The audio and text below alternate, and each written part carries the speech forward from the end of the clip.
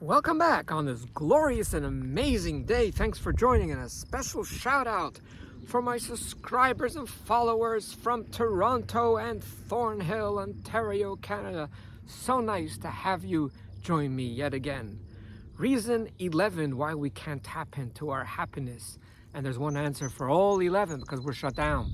What is the specific of number 11? That's a small one. That's a small one, but yet it is one that's worthy to mention, and that is giving children answers. So a child asks a question now.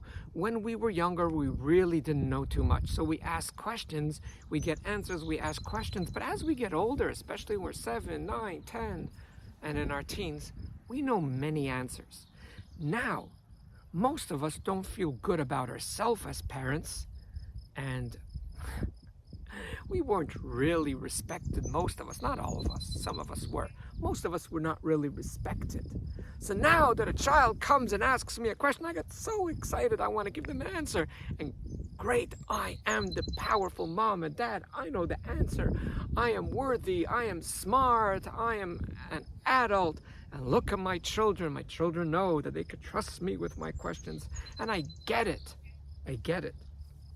So when a child asks a question, what is very, very healthy, you look them in your eyes. Obviously, when they talk to you, there's nothing in your hands, not even your holy phone. And you look them in the eyes and you listen as you look them in the eyes, because that's the best way and the healthiest way of communication. When you look people in their eyes when they talk to you, and we can make a series just about that, how amazing it is to look in people's eyes. And when the child is done with the question, you look at them and you say, "What do you think?" And there's a 50% chance they'll go, "I don't know." And if they do respond with "I don't know," then you could smile very calmly and gently and say, "I understand you might not know, but there's a chance you have some idea, even though if you don't have the complete answer." So if they ask you a black and white question, let's say, who was the first person to rule this country? Yeah, if they don't know, they don't know. Or if they're older, you could direct them to get the answer online.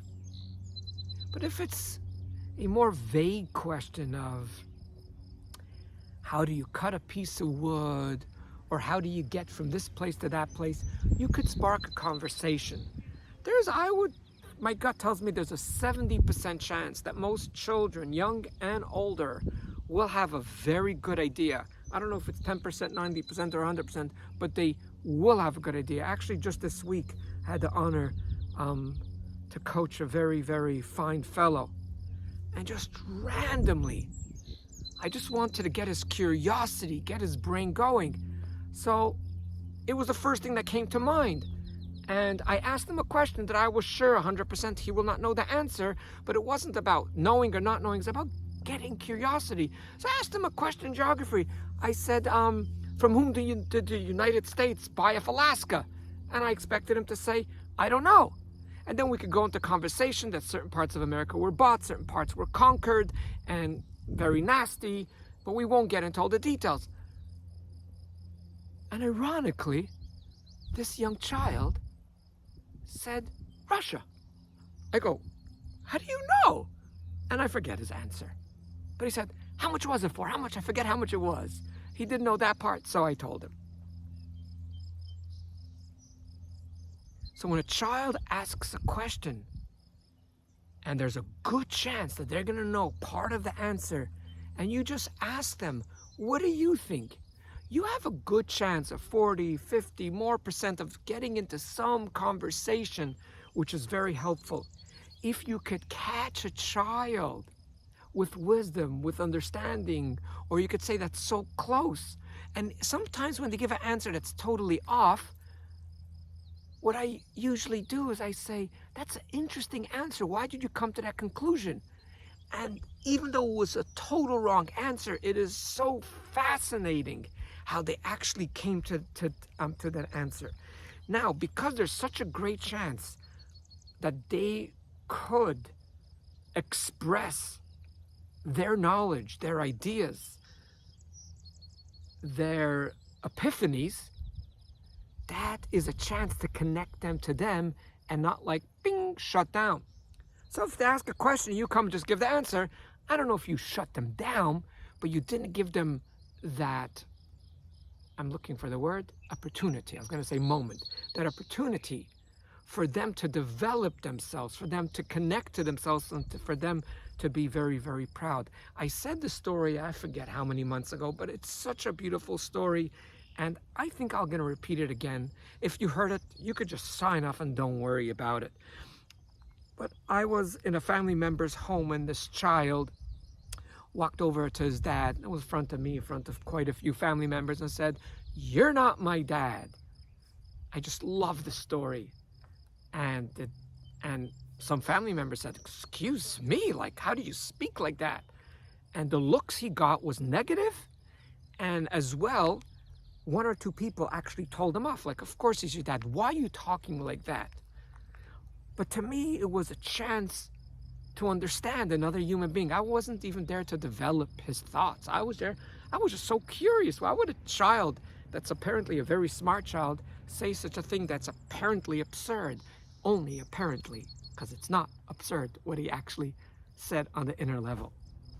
So I turned around to him, and I think the adults felt very uncomfortable, because how dare you respect the child? It's not really traditional. We got to tell them off when they do something wrong. That was not respectful to say, "You're not my dad." So I looked at him and said, "I'm just curious, so why is he not your dad according to you?" He says, "Hey, I know I was in my mom's belly for 9 months, so I know she is my mom. I wasn't in his belly for 9 months, so how is he my dad? So he's not my dad." And everyone looked at him and go, "Wow, this kid is thinking. This kid is involved." So let's just summarize. When a child comes to us and says, "How did the trees come here? Why is there some places that have mountains? Why is there some places that don't have mountains, like in Florida, if they notice?" Well, it's a nice question, interesting question. I love the way your brain is thinking. I love the way you're analyzing the world around you. You just strengthen right there the emotional immune system.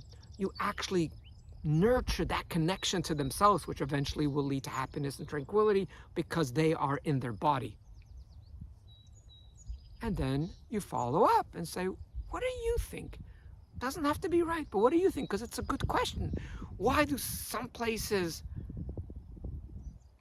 have gorgeous rolling hills and mountains? Some places are so flat. And they could say, "I don't know." And they could say, "That's fine. Would you want to give it a shot?" And if they say no, then you could come up with the answer. If you don't have the answer, please don't lie to your child. Say, "Guess what? I never thought of that question. Let me go to Meta AI or to Google and let's find out." That's a nice question. And again, wow, even my dad or mom, my teacher didn't know the answer. They're taking their time for me. And if I am here, happiness is here. Thanks for joining. Oh, the tranquility. Oh, this is beautiful. And always, please do remember, regardless you hear the birds chirping or not, you are way greater than you think you are. Thank you.